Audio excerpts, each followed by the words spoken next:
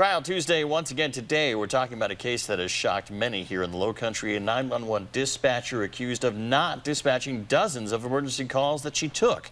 That woman now faces charges of obstruction of justice and misconduct. Attorney David Aylor, who you can see dressed in the latest fashions, here to weigh in for us. Counselor, tell me about this case. This really had a lot of people here in the Lowcountry pretty upset. Well, understandably so. Obviously, there's a lot of risk involved if someone's not doing their job when they're in that crucial position, being a 911 operator. Absolutely. Now, the charges that she's facing, obstruction of justice and misconduct in her job. A lot of people said, well, this was just a job. Maybe she just should have been fired, not face those criminal charges. What do you say to that? Well, you know, when you're in that position, obviously, you know, there is a part of it that's going to be related to what? To EMS and to the police. And just like any other citizen, if in some way or form or fashion they feel like that you are stopping the progress, whether it be an investigation criminally or anything else, in this situation, obviously, it was the fact that she wasn't transferring these calls, putting them to the police or to the EMS, and that's where sort of the charge originates from. So it's actually proper because of the job, as opposed to a job in the private sector.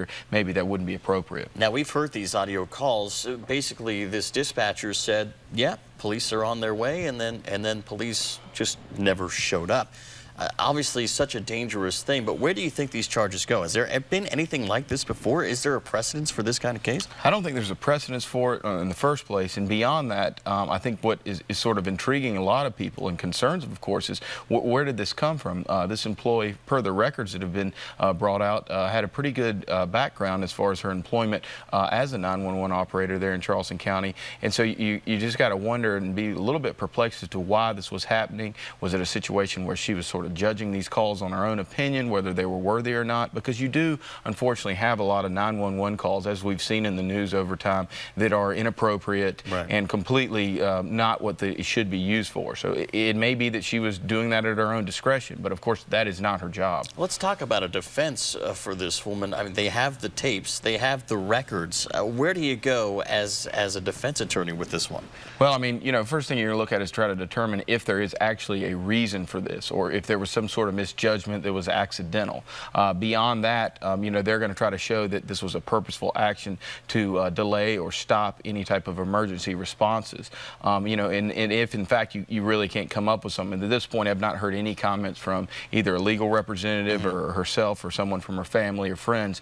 You know, it's just a mitigation factor. There may be, you know, some sort of mental issue that would come into play that would maybe be a part of a sentence. Of course, innocent until proven guilty, but with all the evidence stacked up against her, do you consider a plea deal in this case? Well, I mean, again, you've got to sort of get in the mindset of where she stands, and that's where the defense attorney would come in and get a little bit more of a full picture than what we as the public and the media can see.